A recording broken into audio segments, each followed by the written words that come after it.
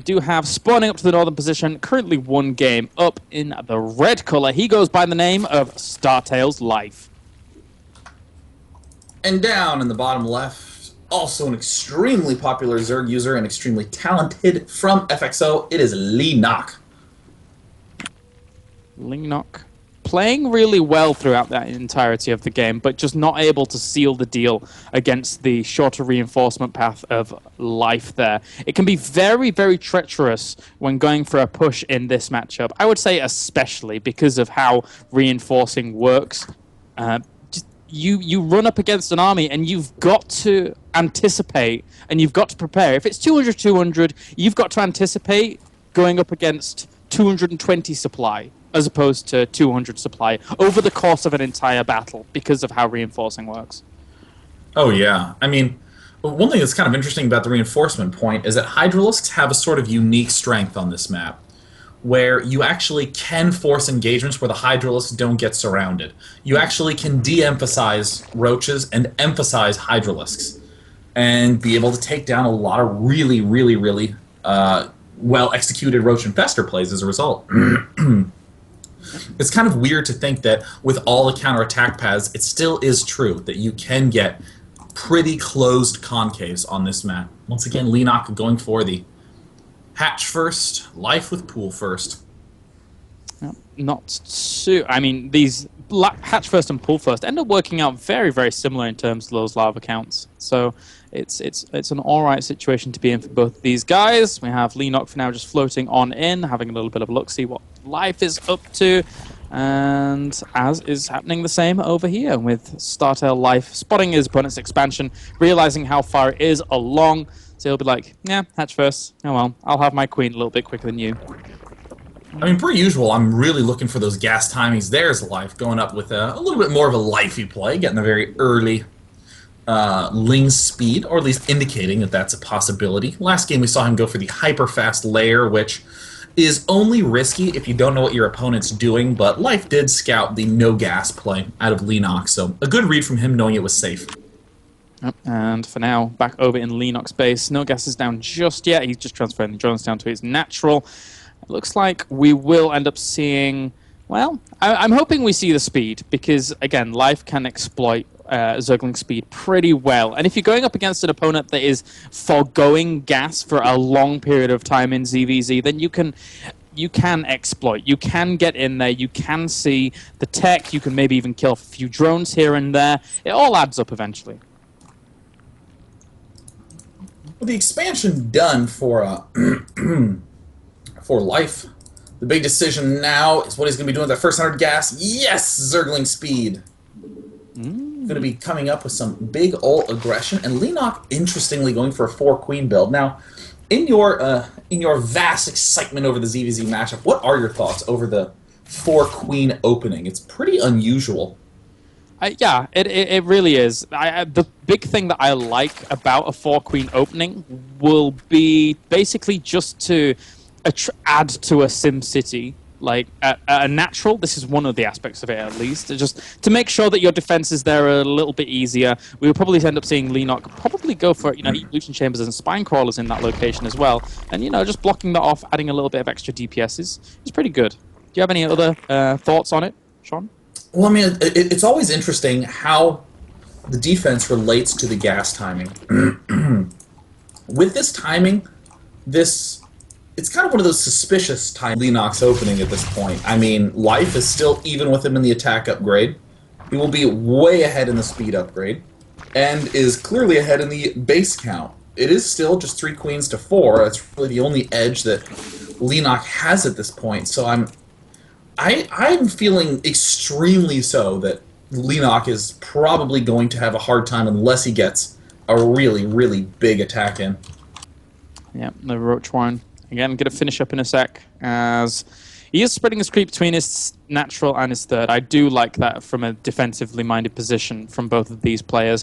People say creep spread isn't that important in this matchup, but it really is to couple up your bases. And even spreading into the middle of the map for vision is a fantastic, fantastic little tool at your disposal if you have that extra energy. But a lot of people do like saving that energy for things like transfuses, etc.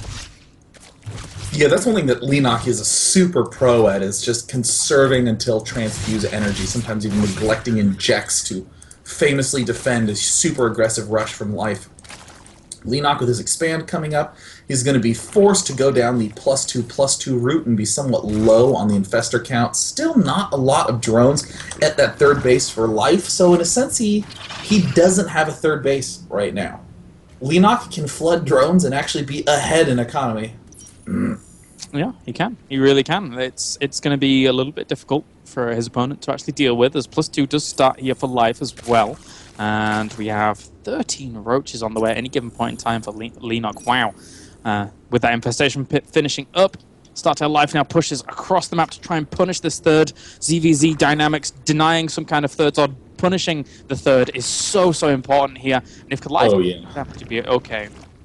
And it's going to be perfect timing. His 1-1 is about to finish. His speed is about to finish.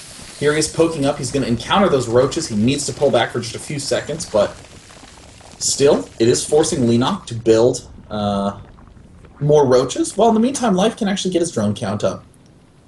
Yeah, and with extra gas is now going down for both players. They want that 6 gas is up and running very swiftly. If Life still sticks around here for a long time, but it looks like he wants to retreat back for now, then there's the potential that he can delay his opponent's 4th whilst taking his own 4th eventually, which is, again, a pretty big deal here on this map because of how long games can go. And if you can get 7th and 8th gas geyser quicker than your opponent, then you are in such a great spot here on Cloud Kingdom. Oh, yeah. I mean, with both of them, though, going for the heavy roach emphasis and starting to add on the infestors, ooh, that's an interesting choice. We see Life getting his macro hatch up. Does not even have any infestors yet. Does have a couple in production, but this is going to be a super aggressive mid-econ game. Yep, with those 2-2s finishing up in a second. And again, I have to reiterate the point of, people go Hive in this matchup, not really specifically for Broodlords or specifically for Ultralisks sometimes. They do go Hive sometimes just for 3/3 upgrades, just because you're sticking around on a lot of roaches, a lot of Hydralisks, a lot of infestors. The infested Terrans benefit so heavily from the upgrades as well, that if we see this go even longer and the Hives come out, don't instantaneously expect Broodlords and Ultras, etc. Yeah, that's one of those funky things where Broodlords are actually not amazing in this matchup in the way they are for the others. Like, if you have 6 Broodlords all of a sudden versus Terran, you're like, oh, thank God, I did it. Yeah. But infested Terrans and, of course, just roaches receive such little damage. They can tank very well, those roaches. So bulky, actually, for their tech. And for now, even complementing those Hydralisks, will run around, kill off an Overseer, and we will see Life trying to establish himself a 4th base. But Leenock is too going to establish himself a 4th base, and we're kind of getting to that point that you were on about before, Sean, with sitting around and not doing too much on this map, trying to turtle up and go for that kind of play. Because when you're going up against an opponent like Leenock or Life, pushing out when you're on, like, I don't know, 150 supply to 180 supply or anything less than max is kind of a gamble. It's kind of hard. It is risky unless you're Leenock Killaris. Then you're happy to counterattack. Look at this. He has his counterattack force and this huge force moving up to the right. Leenock and Life both getting very close to establishing their expansions. And here's the double-pronged attack coming up from Leenock. Standard Leenock here as he does try and focus down the Hydralisk Den, and he gets the group spines upgrade. Why was the Hydralisk Den all the way out there? Oh, what the hell just happened? Well, it's a little bit of a good old funky decision making. So now it's just going to be a good old range 5 Hydras. Nothing wrong with that. Leenock going for that Hive now as well here. The Roach is trying to swing back in once again from either side, trying to get a good engagement here against Life, but Bunkers do lock them down for a little bit, preventing that concave from making, and tons of infested Terrans for Leenock here. Still a lot of firepower for him, not that much left over for Life, but he is rallying in quite nicely. More Roaches actually coming in from the back from Leenock. What a fantastic move, picking off a few of those Hydras, but still, rally too good for Life. And now I see Leenock heading to Hive, making 40 roaches in production. This is standard, classic, good old Leenock, and in all that exchanging, only one worker has been killed in this entire game.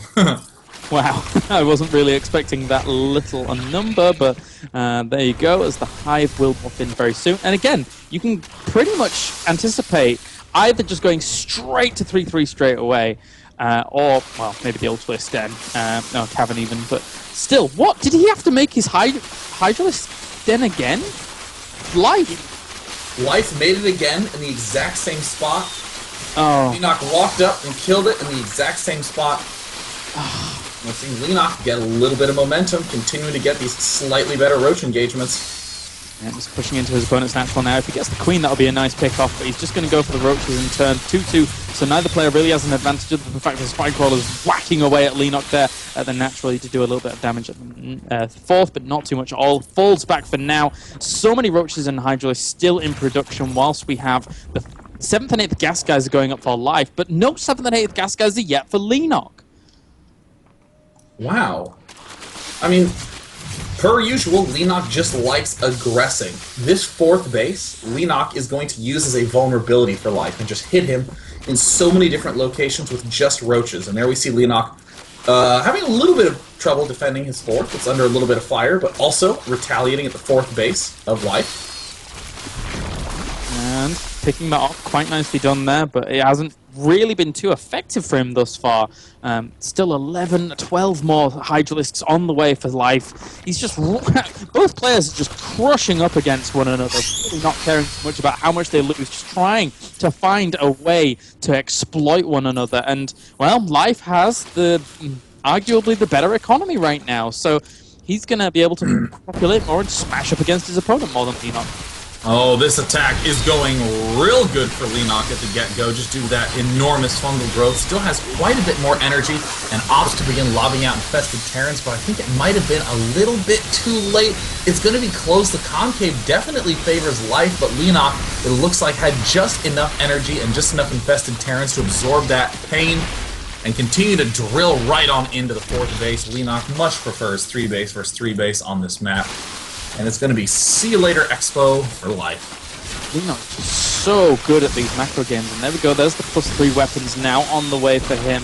He's been very gas-starved, so he would have ideally wanted to have started those earlier, those 3-3 upgrades earlier, but he just has not had the opportunity to, with all of these trades going on, and him realizing how the momentum of the game has swung, so he couldn't afford to spare the gas, otherwise life would have potentially tried to put on some aggression.